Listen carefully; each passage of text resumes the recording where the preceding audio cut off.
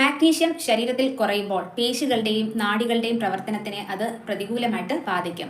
Muscle cramps, muscle weakness ഇവയൊക്കെ ഉണ്ടാവാനുള്ള chance കൂടുതലാണ്. മാത്രമല്ല എല്ലുകളുടെയും പല്ലുകളുടെയും ഒക്കെ ആരോഗ്യത്തിനും മാഗ്നീഷ്യം അത്യാവശ്യമാണ്. മാഗ്നീഷ്യം കുറയുമ്പോൾ പലതരത്തിൽ ബ്രെയിനിനെയും അത് അഫക്റ്റ് ചെയ്യാം. അതുപോലെ തന്നെ നമ്മൾ കഴിക്കുന്ന ഭക്ഷണം അത് എനർജിയാക്കി മാറ്റുവാൻ മാഗ്നീഷ്യം അത്യാവശ്യമാണ്. ശരീരത്തിലെ പല കെമിക്കൽ റിയാക്ഷൻസിന്റെയും പ്രതികൂലമായിട്ട് അഫക്റ്റ് ചെയ്യും മാഗ്നീഷ്യം ശരീരത്തിൽ കുറഞ്ഞാൽ. മാഗ്നീഷ്യം കുറയുമ്പോഴുള്ള പ്രധാനപ്പെട്ട ലക്ഷണങ്ങളാണ് പേശി വലിവ്, ഞരമ്പ് കോച്ചൽ, വിറയൽ തുടങ്ങിയ ബുദ്ധിമുട്ടുകൾ മാഗ്നീഷ്യം കുറയുമ്പോൾ കണ്ടുവരാറുണ്ട്. കാലുകളിലാണ് ഇത്തരം ബുദ്ധിമുട്ടുകൾ കൂടുതലായിട്ടും കാണപ്പെടാറുള്ളത്. ഊർജ്ജം ഉൽപ്പാദിപ്പിക്കാൻ മാഗ്നീഷ്യം ഇമ്പോർട്ടൻ്റ് ആണ്. ഇതിൻ്റെ കുറവ് അമിതമായിട്ടുള്ള ക്ഷീണം, തളർച്ച ഇവയൊക്കെ ഉണ്ടാവാനുള്ള ചാൻസ് കൂടുതലാണ്. മതിയായിട്ടുള്ള മാഗ്നീഷ്യം ഇല്ലെങ്കിൽ ശരീരം ആവശ്യത്തിന് എനർജി ഉൽപ്പാദിപ്പിക്കില്ല. ശരീരത്തിൻ്റെ സിർക്കാഡിയൻ ഋതം, അതായത് ഉറക്കം ഉണർവ് ചക്രമായ സിർക്കാഡിയൻ ഋതം നിയന്ത്രിക്കാൻ മാഗ്നീഷ്യം സഹായിക്കും. അതുകൊണ്ട് മാഗ്നീഷ്യത്തിൻ്റെ കുറവ് ഉറക്കമില്ലായ്മ അല്ലെങ്കിൽ അസ്വസ്ഥമായിട്ടുള്ള ഉറക്കം ഇങ്ങനെയുള്ള പ്രശ്നങ്ങളിലേക്ക് എത്തിച്ചേക്കാം. നാഡീവ്യവസ്ഥയെ നിയന്ത്രിക്കുന്നതിന് മാഗ്നീഷ്യം ഇമ്പോർട്ടൻ്റ് ആണ്. മാനസികാവസ്ഥയെ നിയന്ത്രിക്കുന്ന ന്യൂറോ ട്രാൻസ്മിറ്ററുകളുടെ ഉൽപ്പാദനത്തിന് മാഗ്നീഷ്യം ഇമ്പോർട്ടൻ്റ് ആണ്. അതുകൊണ്ട് തന്നെ മാഗ്നീഷ്യത്തിൻ്റെ കുറവ് വരുമ്പോൾ അമിതമായിട്ടുള്ള ഉത്കണ്ഠ, ആങ്സൈറ്റി, ഡിപ്രഷൻ, സ്ട്രെസ് ഇവയൊക്കെ ഉണ്ടാവാനുള്ള ചാൻസും കൂടുതലാണ്. രക്തസമ്മർദ്ദം നിയന്ത്രിക്കാൻ മാഗ്നീഷ്യം സഹായിക്കും. അതുകൊണ്ട് തന്നെ മാഗ്നീഷ്യത്തിൻ്റെ കുറവ് രക്തസമ്മർദ്ദത്തെ ആരോഗ്യകരമായിട്ട് നിലനിർത്തുന്നതിൽ ബുദ്ധിമുട്ടുണ്ടാക്കും.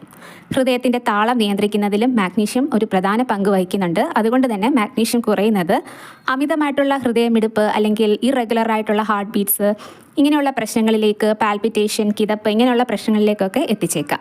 മാഗ്നീഷ്യം രക്തക്കുഴലുകളുടെ നിയന്ത്രണത്തിൽ പങ്കുവഹിക്കുന്നുണ്ട്. അതുകൊണ്ട് മാഗ്നീഷ്യം കുറഞ്ഞു കഴിഞ്ഞാൽ തലവേദന അനുഭവപ്പെടാം.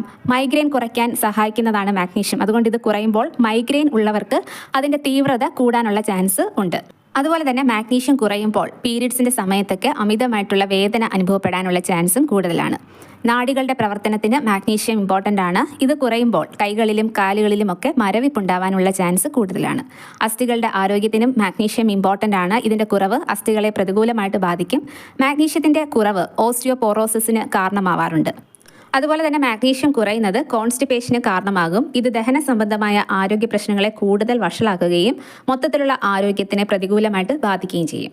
അതുപോലെ തന്നെ ഇൻസുലിൻ ഉൽപ്പാദനത്തിനും ഗ്ലൂക്കോസ് മെറ്റബോളിസത്തിനും ഒക്കെ മാഗ്നീഷ്യം ഒരു പ്രധാന പങ്ക് വഹിക്കുന്നുണ്ട്. അതുകൊണ്ട് തന്നെ മാഗ്നീഷ്യം കുറയുന്നത് ടൈപ്പ് 2 പ്രമേഹത്തിലേക്ക് എത്തിക്കാനുള്ള ചാൻസും കൂടുതലാണ്. ധാരാളമായിട്ട് അടങ്ങിയ ഭക്ഷണങ്ങളിൽപ്പെട്ട ഒന്നാണ് അവക്കാഡോ. ഒരു അവക്കാഡോയിൽ ഏകദേശം 58 മില്ലിഗ്രാമോളം മാഗ്നീഷ്യം അടങ്ങിയിട്ടുണ്ട്. അതുപോലെ നേന്ത്രപ്പഴം, ഒരു നേന്ത്രപ്പഴത്തിൽ ഏകദേശം 37 മില്ലിഗ്രാമോളം മാഗ്നീഷ്യം അടങ്ങിയിട്ടുണ്ട്. ഡാർക്ക് ചോക്ലേറ്റിൽ ഏകദേശം 64 മില്ലിഗ്രാമോളം മാഗ്നീഷ്യം അടങ്ങിയിട്ടുണ്ട്. അതുപോലെ പംകിൻ സീഡ്സ്, കാഷ്യൂനട്ട്, ആൽമണ്ട്സ്, ഉണക്കമുന്തിരി, ഓട്സ്, കിഡ്നി